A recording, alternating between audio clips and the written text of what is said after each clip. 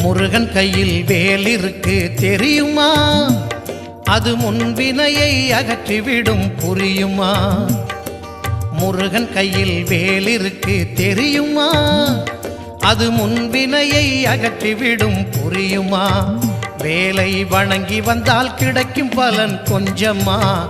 தாளை பணிந்து விட்டால் விதியும் நம்மை மிஞ்சுமா?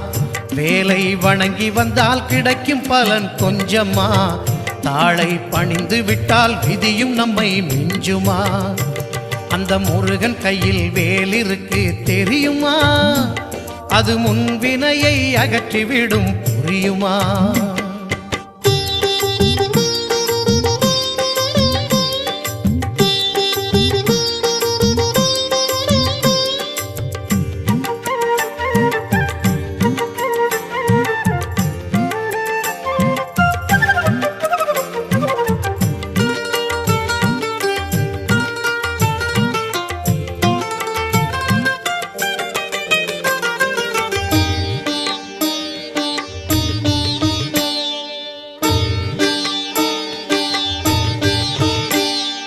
தங்கத்தேரில் பழனி முருகன் பவனி வருகிறான்.